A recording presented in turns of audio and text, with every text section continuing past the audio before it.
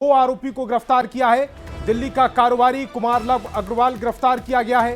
रांची का कारोबारी गुलबहार मलिक भी गिरफ्तार हुआ है। जमशेदपुर के GAT director general of GST intelligence team ने दोनों कारोबारियों से पूछताछ की, जिसके बाद करोड़ों के घोटाले का खुलासा हुआ। फिलहाल दोनों का एमजीएम में मेडिकल करवाकर दोनों व्यापारियों को जेल भेज दिया गया है। जीएसटी की जो फ्रॉड बिलिंग है वो क्या कहते हैं उससे मतलब उसके अगेंस्ट हमने एक्शन लिया है। तो इसमें मतलब करीबन 20 करोड़ से ज़्यादा का जीएसटी फ्रॉड अभी तक पता चल रहा है। आगे जांच चल रही है, जैसा भी होगा कार्रवाई होगी। ये रांची के व्यापारी है। क्या नाम का व्यापार करते थे सर? बस हाँ, ये बैटरी स्क्रैप। और बोकारो के चास थाना क्षेत्र में हुए लूटकांड से जुड़ी बड़ी खबर। बिहार एसटीएफ ने 4 आरोपियों को पटना से गिरफ्तार किया है। आरोपियों के पास से 23 सोने की अंगूठी, 6 मंगलसूत्र, 1 ब्रेसलेट, कैश और कार बरामद हुई है। दरअसल सोमवार की शाम आस्था जेवर की दुकान में 1 करोड़ 65 लाख की लूट हुई थी। घटना के महज 24 घंटे के अंदर आरोपियों को गिरफ्तार कर लिया गया। इस हाई प्रोफाइल लूटकांड से बोकारो से लेकर पटना और मोतिहारी तक पुलिस महकमे में हड़कंप मचा रहा। लूट वाले मामला हुई थी, उसमें झारखंड पुलिस के द्वारा रेड किया गया था। तो उसमें उनके कुछ अपराधी को ले आया गया है और जो लूट और डकैती की जो सामान थी उसकी भी रिकवर की गई है इसमें। और इसमें विस्तृत विवरण झारखंड पुलिस के द्वारा ही दिया पाया गया है। उसमें पहले का इतिहास है, ये डिटेल्स हम लोग उनसे साझा कर दे रहे हैं। गिरफ्तारी कहाँ से? पटना में आलम। और हजारीबाग फायरिंग और धमकी मामले में अब तक पुलिस के हाथ खाली है। इससे व्यापारियों में नाराजगी देखने को मिल रही है और अब वो आंदोलन की राह पर है। समस्त व्यावसायिक वर्ग के लोगों ने मशाल जुलूस निकाला। बुढ़वा महादेव चौक से झंडा चौक तक मशाल जुलूस निकाला गया, जिसमें हजारीबाग के स्थानीय विधायक प्रदीप प्रसाद का भी समर्थन मिला। इस घटना को लेकर कल पूरा हजारीबाग बंद का आह्वान भी किया गया है। आक्रोश व्यक्त किया जा रहा है जिला प्रशासन के प्रति और राज्य सरकार के प्रति। इस राज्य में खुलेआम जिस तरह से अपराधियों का मनोबल बढ़ चुका है, जनता त्रस्त है, कारोबारी एकदम अपने आप को ठगा हुआ महसूस कर रहे हैं कि उन्होंने एक सुरक्षित सरकार का चयन किया था और उनकी सुरक्षा पे सेंध लग चुकी है। आए दिन धमकी, लूटमार, छिनतई, डकैती ये आम बात होती जा रही है। हम लोगों ने एक आक्रोश मार्च किया है। कल हजारीबाग की संपूर्ण व्यवसायिक बंदी रहेगी। सरकार चाहेगी तो इस पे पाबंदी लगाया जा सकता है। गिरफ्तारी हुई है? गिरफ्तारी किसी के 2 दिन बीत चुकी है, अभी तक किसी कोई गिरफ्तारी नहीं हुई। क्या चाहते हैं आप?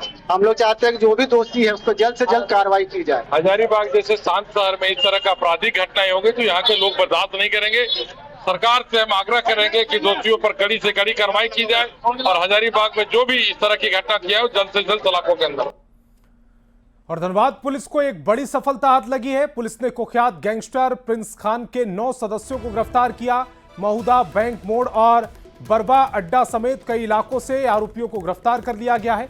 आरोपियों के पास से 5 देसी कट्टे, 27 जिंदा कारतूस, 4 बाइक बरामद हुई हैं। गिरफ्तारी के बाद पुलिस ने सभी आरोपियों का सड़क पर परेड कराई। जानकारी के मुताबिक ये सभी जिले में रंगदारी वसूली और व्यापारियों को धमकाने में शामिल थे। गैंग के अन्य सदस्य भी पुलिस के रडार पर है। अपराध कर्मी को गिरफ्तार किया गया है। 5 अवैध हथियार गिरफ्तार किया गया है। 27 कारतूस उनके 5 अवैध हथियार जब्त किया गया है। 27 कारतूस को भी जब्त। जो आए हुए थे ये कहीं न कहीं किसी न किसी रूप से प्रिंस खान गैंग से जुड़े हुए थे और गहन पूछताछ के बाद ये पता चला कि ये बहुत सारे लोगों से यहाँ संपर्क में थे। जो गैंगस्टर है उसके इशारे पे ये लोग धमकी देना, रंसम की मनी मांगना और फिर वो पैसे को अलग अलग जगह पे उसके कहे अनुसार जगह पे ठिकाना लगाना। तो हम लोगों को बहुत सारे डिटेल्स हाथ लगे हैं।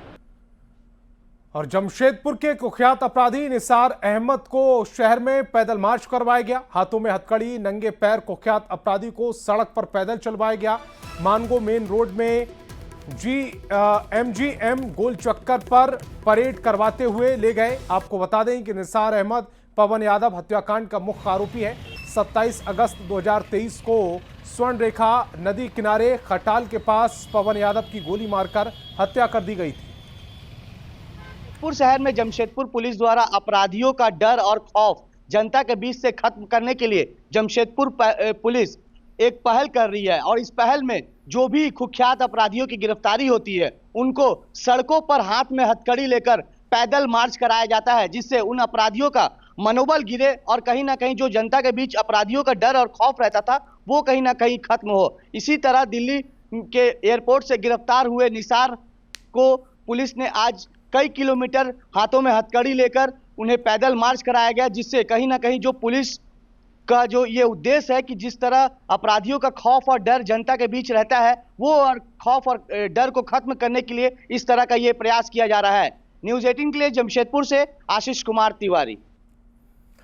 और गुमला पुलिस ने घाघरा जंगल से जेजेएमपी के 5 लाख का इनामी सब जोनल कमांडर को गिरफ्तार कर हथियार के साथ गिरफ्तार किया है। जानकारी के मुताबिक गिरफ्तार नक्सली जंगल में बड़ी आपराधिक घटना को अंजाम देने वाला था। गिरफ्तार नक्सली के पास से पुलिस को 303 राइफल, 200 राउंड जिंदा गोली, 3 स्मार्टफोन के साथ काफी सामान बरामद हुआ है। गिरफ्तार आरोपी के ऊपर कई जिलों में मामले दर्ज है। फिर गया और उसको अरेस्ट कर लिया गया। उनके पास से हम लोगों को एक हथियार मिला जो कि आप लोगों के सामने रखा हुआ है 303, और एक पिट्ठू बैग जैसी एक चीज़ उनके पास से उपलब्ध हुई। उसमें कई राउंड्स गोलियां हम लोगों को प्राप्त हुई। जब इनसे पूछा गया तो ये हथियार और गोलियों के बारे में उन्होंने कोई संतोषजनक जवाब नहीं दिया। जब और कड़ाई से इनसे पूछताछ हुई तो इन्होंने अपना नाम फिरोज़ अंसारी बताया, जो कि जेजेएमपी संगठन में सब जोनल कमांडर के रूप में चिन्हित हैं। इनके ऊपर 5 लाख रुपए का इनाम रखा गया था। इनको अरेस्ट किया गया। और जमशेदपुर में 18 स्लीपर सेल सक्रिय होने की आशंका जताई जा रही है। स्पेशल ब्रांच ने जिला पुलिस को रिपोर्ट सौंपी है। पुलिस इनके मोबाइल फोन, सोशल मीडिया और संपर्क में रहने वाले लोगों पर नजर रखे हुई है। एक रिपोर्ट दिखाते हैं। लौह नगरी में आतंक का साया। शहर में 18 स्लीपर सेल होने की आशंका। स्पेशल ब्रांच ने जिला पुलिस को किया अलर्ट।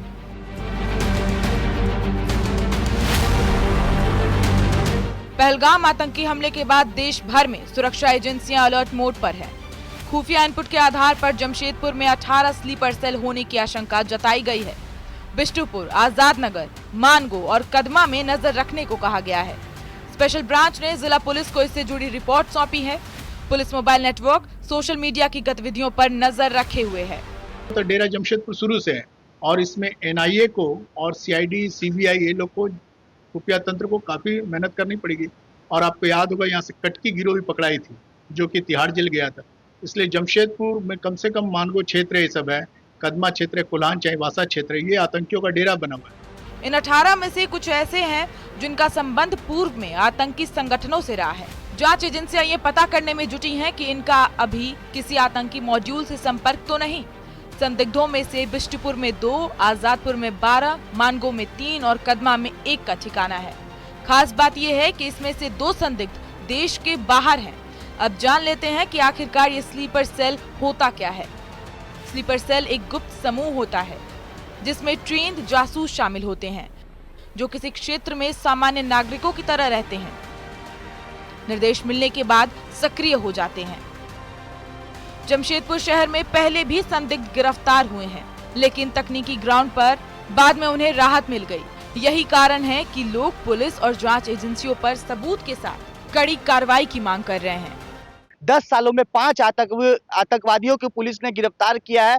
हालांकि ये साक्ष्य के अभाव में कई आतंकवादी जो है वो बरी हो जाते हैं, मगर सवाल ये उठता है कि क्या जमशेदपुर पुलिस की जो गोपनीय कार्रवाई होती है उस पर कहीं ना कहीं सवाल खड़ा होता है। और इसी को लेकर अब जो बाहर से जो देश की एजेंसी है, सुरक्षा एजेंसी, वो एक सूची जारी की है। अब देखना यह है कि जिला पुलिस इस सूची के बाद आगे कुछ कदम उठाती है। न्यूज़ 18 के लिए जमशेदपुर से आशीष कुमार तिवारी। बड़ी खबर रामगढ़ से, जहां सीसीएल अरगड्डा एरिया के गिद्दी ए कोलियरी रोड सेल में भ्रष्टाचार की जांच सीबीआई कर रही है। आज भी सीबीआई की टीम ने 12 जगहों पर छापेमारी की। सीबीआई की टीम ने डीएसपी समेत कई अधिकारी शामिल थे। रोड सेल से जुड़े कई कोल लिफ्टर से पूछताछ की। गिद्दी सी परियोजना पदाधिकारी कार्यालय, रोड सेल कार्यालय में भी सीबीआई की टीम ने जांच की। सीबीआई की टीम डोका, बेडा, दाड़ी, होसिर, अरगड्डा, सौंदा, डीही, पोड़ा गेट में भी रोड सेल से जुड़े कर्मचारी, अधिकारियों और कोल लिफ्टर के आवास पर जांच की। सीबीआई ने कई अहम दस्तावेजों को जब्त किया। आपको बता दें कि एक हफ्ते पहले भी सीबीआई की टीम ने गिद्दी कोलियरी रोड सेल में भ्रष्टाचार को लेकर कई घंटे तक जांच की थी। इस दौरान डिजिटल लेन देन, इलेक्ट्रॉनिक का गैजेट, मोबाइल, लैपटॉप और महत्वपूर्ण कागजात को भी अपने साथ ले गई थी।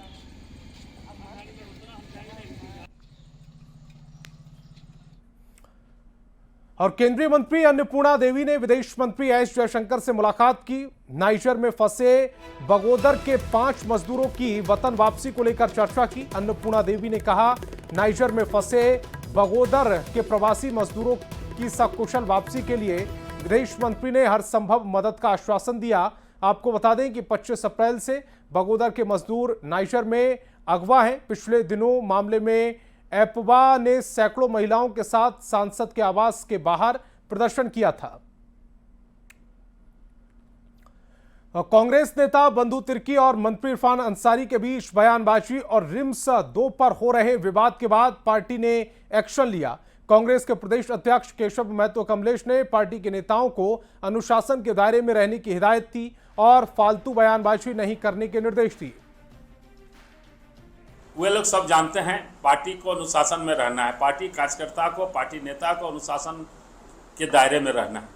और कहीं कहीं कुछ बातें हुई होगी, लेकिन मैं आपको ये विश्वास दिलाता हूं, हमारे कांग्रेस के सभी साथी, कांग्रेस के सभी नेता, माननीय मंत्री, विधायक सभी जो हैं, किसी तरह का कोई नीतिगत या कोई भी मामले पर अखबार पर अपना बयान नहीं डालेंगे। जो भी बातें होगी पार्टी फोरम पर रखी जाएगी, जो भी समस्याएं होगी, जिस तरह की जो बातें जिनको कहनी है, और उसका निश्चित रूप से निदान होगा। हजारीबाग के शेख भिखारी मेडिकल कॉलेज अस्पताल से संजीवनी सेवा कुटीर को हटाने के मामले ने तूल पकड़ लिया है। संजीवनी सेवा कुटीर को अस्पताल परिसर में पुनः स्थापना कराने की मांग को लेकर युवक रविशंकर पांडे नाम पिछले 4 दिनों से सत्याग्रह आंदोलन कर रहा है। अस्पताल परिसर में अपने टेंट को गाड़कर अकेला बैठा हुआ है। इसकी सूचना जन विधायक प्रदीप प्रसाद को मिली तो उन्होंने युवक से मुलाकात कर बातचीत की।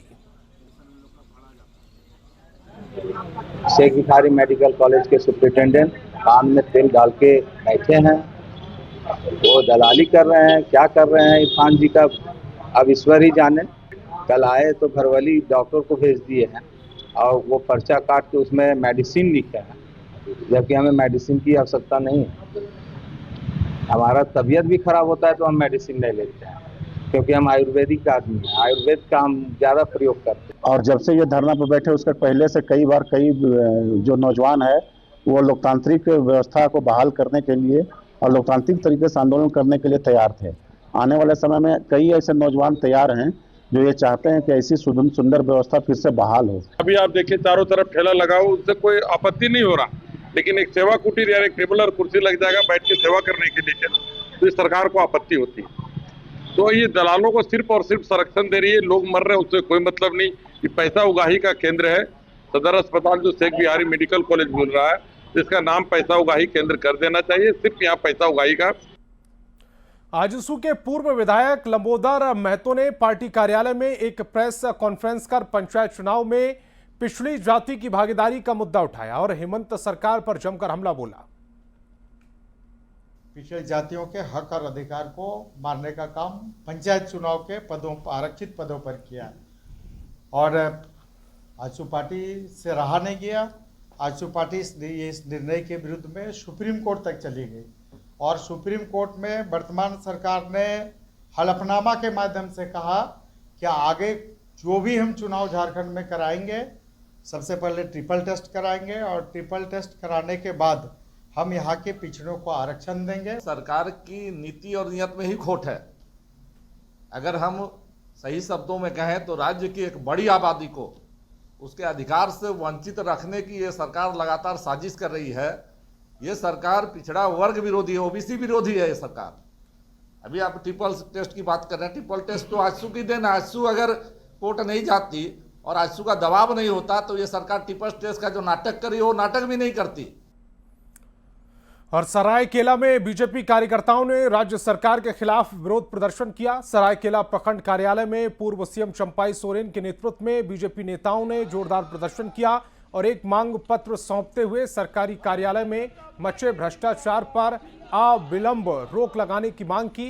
इस दौरान चंपाई सोरेन ने सरकार पर निशाना साधते हुए कहा, जिस उद्देश्य के साथ अलग झारखंड राज्य का गठन हुआ था, मौजूदा सरकार वोट बैंक की राजनीति के कारण उसे पूरा होने नहीं देना चाहती। जनता को ठग देगा, ना अच्छा शिक्षा, ना अच्छा स्वास्थ्य केंद्र बना,